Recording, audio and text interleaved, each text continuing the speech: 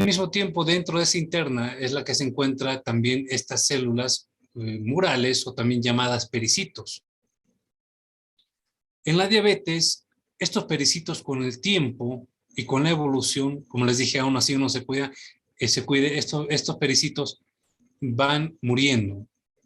Y al perderse estos pericitos, obviamente va a haber una extravasación, es decir, el líquido, lo que es la sangre, o sea, el plasma, va a poder extravasarse, va a poder salir, ¿ya? Y esto es lo que va a ocasionar el edema a nivel de retina, ¿ya? Pero obviamente, previamente a esto, a esta extravasación, claro, se forman estos pequeños, que se me fue el nombre, eh, aneurismas, ¿ya? Y muchas veces esto termina rompiéndose y pues sí sale más componente hemático en ese aspecto. Entonces, muy importante siempre que ustedes puedan socializar estas cosas. La idea es admitir todo, ya. La idea es siempre cuidarse en las personas diabéticas. Lamentablemente, tarde o temprano llegan estas cosas y pues obviamente a nadie le gusta oír la palabra ceguera, ¿no? Que lamentablemente es una de las primeras causas, junto con el glaucoma, está dentro dentro de las primeras causas de ceguera. Irreversible, porque tenemos la ceguera que es reversible en este caso cuando tienen catarata, ¿no? Y obviamente pueden tener una buena función de la retina, ¿no? Eh, entonces, en la retinopatía diabética, este es el globo ocular, digo, perdón, la retina, ¿ya? El nervio óptico. ¿Por qué se producen estos problemas de retinopatía diabética? Obviamente la primera causa es la pérdida de los pericitos, ¿ya? Esta pérdida de los pericitos, ¿ya? Van a producir, esta es la retina, esta es la parte de la fobia, ¿ya? Aquí tenemos lo que es la retina y esta invaginación es lo que llamamos fobia o mácula, ¿ya? Fobiola. Entonces, dentro de la mácula está la perifobia, fobia, fobiola, umbo, hasta que nos llegamos a la parte más central. Ese es el sector de mejor visión, ¿ya? Pero se van perdiendo los pericitos y al perderse los pericitos se producen los microaneurismas, eh, las microhemorragias, ¿ya? Los edemas en la retina porque se van perdiendo esta forma o sea, de contingencia, digamos, que en este caso da los vasos, ¿ya? Entonces, nosotros hablamos de una retinopatía diabética leve, moderada y severa, ¿ya? Y cuando es severa ya tenemos que pensar después en que la siguiente ya viene a ser una retinopatía diabética proliferativa. En estas, eh, lo vamos a dividir en dos partes, digamos, una retinopatía diabética no proliferativa y la otra retinopatía diabética proliferativa.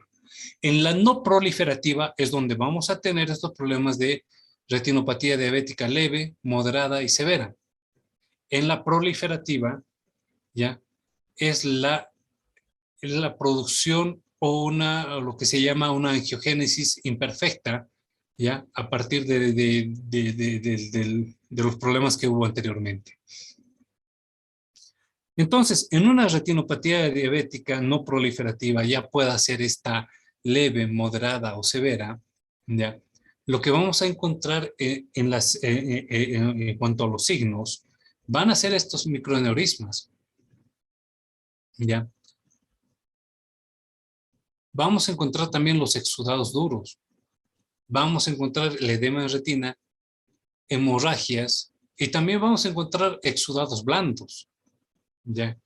Entonces, vuelvo a esta anterior imagen y tengo aquí que, como les mostré, este vaso perdió los pericitos.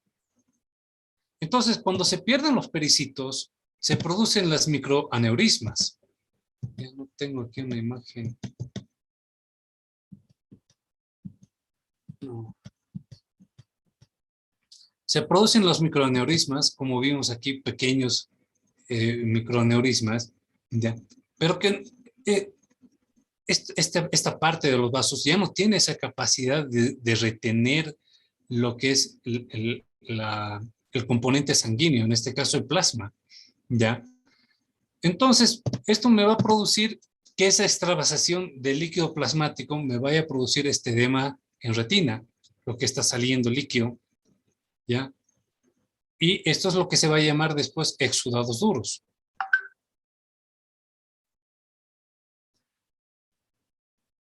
Y posteriormente, claro, este microaneurisma termina rompiéndose y es lo que se va a producir las hemorragias intrarretinianas, ¿ya? Y en algunos casos vamos a tener también exudados blandos que van a ser sectores, ¿ya?, de isquemia a nivel de la retina. Obviamente este sector que está lleno está encharcado por su edema, ¿ya?, tiene sus exudados duros, no le llega el sector no le llega su irrigación.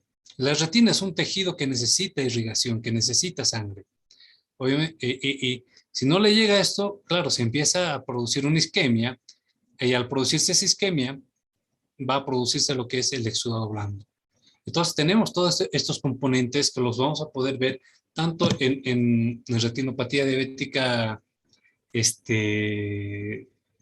leve, moderado, severa.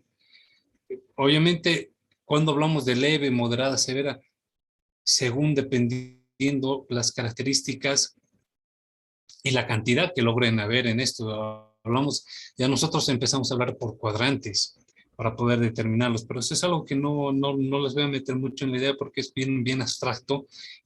Necesitamos siempre de las imágenes, como vemos aquí. Esta es una imagen que aquí vemos, ¿ya?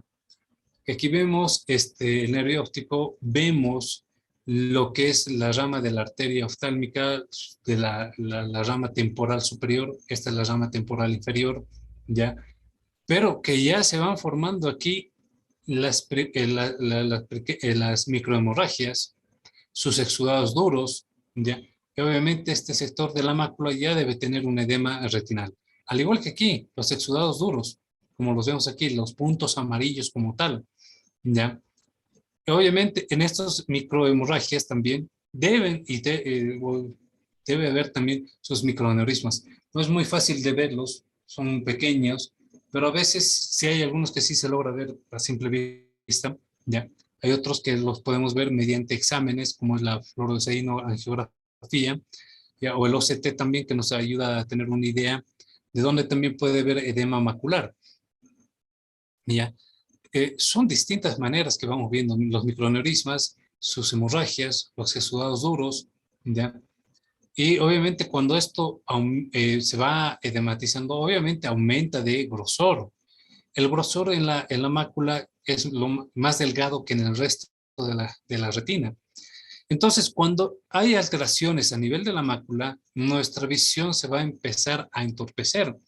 Vamos a empezar a notar que tenemos problemas en cuanto a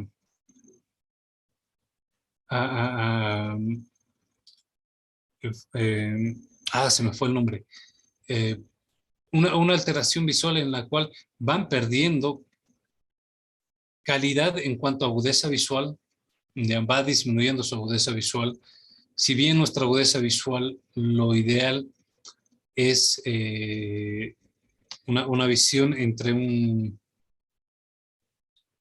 el 100% es el 20-20 que hablamos, en ellos gradualmente esto va disminuyendo. ¿Ya? Poco a poco se van dando cuenta que cada día van viendo menos. ¿Ya? Y entonces,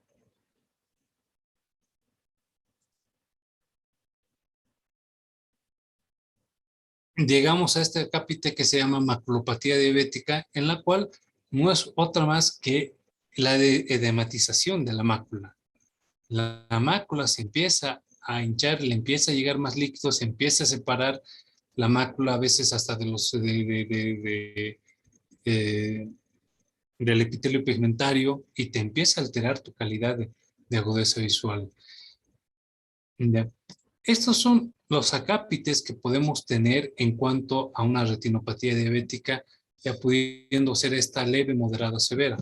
Esta de aquí podría ser un poco más moderada, ya yendo hacia severa, ya. Pero a medida que va llegando este problema, ya, y se van formando distintos puntos de isquemia o exudados blandos, ¿ya? Que quiere decir que cada vez a la retina le está llegando menos sangre, porque ustedes imagínense que esta es su manguerita y esta manguerita lleva la sangre hasta la retina periférica, hasta los extremos, como vimos en retina. Esta es la parte central. Y cada vez la retina va notando que cada vez le llega menos sangre a los extremos, a las periferias. Entonces la retina lo que va a hacer, va a producir un factor de crecimiento endotelial, ¿ya? ¿Qué es un factor de crecimiento endotelial? ¿Ya? Y a lo cual nos va a llevar este factor de crecimiento endotelial a la formación de nuevos vasos. Pero esta formación de nuevos vasos a partir de vasos buenos que eran en algún momento, estos vasos solamente tienen una túnica. No, ya no tienen las tres túnicas. Y esto es a lo que nosotros llamamos esa angiogénesis imperfecta. ¿Ya? ¿Por qué? Porque la retina está notando que cada vez eh, eh, le falta sangre. Obviamente, en la sangre tenemos el oxígeno y tenemos nutrientes. Entonces la retina va notando esa carencia de oxígeno y nutrientes. Entonces dice la retina, ¿qué hago? Empieza a producir esta formación de un estimulante que es como un tipo de hormona, o sea, un factor de crecimiento endotelial, ¿ya? Que estimula la formación de esta formación de estos vasos. Este factor de crecimiento endotelial, ¿ya? Eh, se sigue formando hasta que la retina vaya notando que va saciando esa necesidad de oxigenación. Pero esto lo malo es que, como les dije, tiene una sola túnica. Y esto en cualquier momento se te vuelve una bomba de tiempo. Y aquí es donde nosotros pasamos a llamarlo retinopatía diabética proliferativa. Y la llamamos proliferativa porque hay proliferación de nuevos vasos. Lo que llamamos es una angiogénesis imperfecta. Y esta proliferación de nuevos vasos, ¿ya? Eh, va a llevarnos a que en algún momento estos vasos se vayan a romper. Diferencias de presión o que el vaso haya estado mal formado, pero al final terminan rompiéndose. Y cuando se rompen, sangran.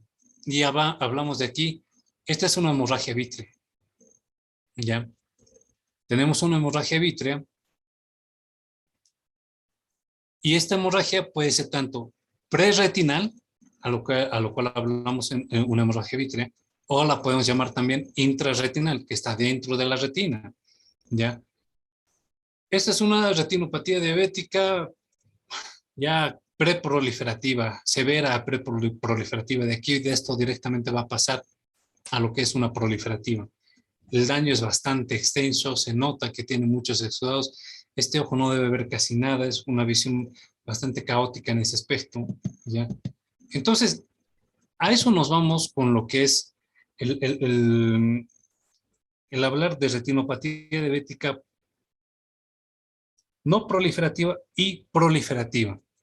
La no proliferativa, como les dije, tenemos retinopatía diabética leve, moderada y severa, ¿ya? Y tenemos esos signos de microaneurismas, exudados, duros o blandos, las hemorragias, ¿ya? Pero si además a esto le añadimos la proliferación de vasos, ya estamos hablando de una retinopatía diabética proliferativa. Esta proliferación de vasos normalmente se suele dar mucho más a nivel de la papila, del nervio óptico, ¿ya? Y bueno, en algunos extremos de los vasos. ¿Ya? Son imágenes, esto ya un poquito ahí para que ustedes vayan viendo un poquito en ese aspecto. ¿Ya? Como una retinopatía diabética, esta puede ser leve. ¿Ya? En retinopatía diabética leve, moderada, el manejo es más que todo con tratamiento médico, es decir, el uso de sus medicamentos, tanto puede ser de su glibenclamida, de su metformina, o en algún momento hasta de la insulina, porque recordemos que se vuelven resistentes. ¿Ya? Ya en estos casos mucho más avanzados, lo que nosotros hacemos y que ya vemos aquí, que hay, ya hay fugas de líquido eh, en la misma retina, nos damos cuenta por esto. Esta es una fluoroangiografía, ¿ya? Eh, y en el cual nos muestra que hay fugas de líquidos. Entonces, cuando ya hablamos de estos líquidos que se nos van fugando, igual que acá, hay fuga, esto no debería haber. Solamente el líquido como tal deberíamos verlo en estas raicitas que son los vasos. Pero ya fuera de los vasos, entonces nos está hablando de que hay fugas. Y esta fuga, esto quiere decir que estos vasos no están cumpliendo su función de retener. Entonces, lo que nosotros hacemos en algún momento, esto cuando hay mucha fuga y hay mucho edema, porque esto se está formando edema, ¿ya? Utilizamos algunas inyecciones intravítreas, o sea, dentro del ojo, ya se colocan dentro del ojo, que son factores que son los anti-VEGF, o sea, que son anticrecimiento del factor endotelial, o sea, que evitan que exista esta proliferación de vasos, ¿ya? Como estos vasos de aquí que vemos. Evitan estos vasos se vayan o se sigan formando y que estos vasos traten de regresionar en lo que se pueda, ¿ya? Y posteriormente, si esto no te funciona muy bien, obviamente estamos hablando aquí que son estadios ya severos, y hasta en algún punto ya se nos está volviendo hasta una retinopatía diabética proliferativa, ¿ya? Eh, Utilizar estos factores de crecimiento endotelial nos va a ayudar y depende mucho también de su tratamiento. En algunos casos, los sangrados que logran existir, ya, como vimos aquí, a veces nosotros esperamos un tiempo entre 4 a 6 meses a que esta sangre se logre reabsorber. Pero si esto no se reabsorbe, es más, e incluso lograse aumentar o aumenta mucho más, ya empezamos a hablar de cirugías que llamamos vitrectomía, en la cual consiste extraer el vitrio con la sangre, ¿ya? Colocarle láser a la retina, ¿ya? Porque es el otro tipo de tratamiento que hacemos cuando vemos este tipo de retinas que andan dañadas, ¿ya? Por donde empezamos es colocándole láser, ¿ya? Y más que todo a la periferia. En otras palabras, con el láser lo que tú haces es matar esa retina, porque esa retina es la que te está pidiendo oxígeno y te está pidiendo nutrientes. Entonces, al pedirte oxígeno y nutrientes, también está pidiendo que se forme ese factor de crecimiento endotelial. Entonces, con el láser tú vas, como en otras palabras, liquidando esa retina para evitar de que se siga formando ese factor de crecimiento endotelial. Y le tratas de dar una homeostasis en ese aspecto. El tratamiento lo haces siempre viendo tu láser y viendo la angiografía para que logren tener una homeostasis en ese aspecto, ¿ya? Y bueno, pues en casos mucho más severos, como vimos anteriormente, les mostré ahí una retinopatía diabética proliferativa que ya tiene su hemorragia vítrea. Pues si eso termina sangrando más y empezamos a hablar de vitrectomías, de extraer el vitrio, extraer la sangre, colocarle láser y ver después cómo funciona. El pronóstico ya llegando a estas cosas es cada vez, entre más lejos estemos de lo normal, obviamente es cada vez más incierto en ese aspecto. Tu visión, obviamente, recuperar lo que era anteriormente es más complicado. Eh, eh, Bien jóvenes, bueno, esta fue su clase, bueno, esta fue la clase de retinopatía diabética. ¿Alguna duda o algo que quieran que les aclare o que quieran verlo nuevamente? ¿O les quedó no más claro?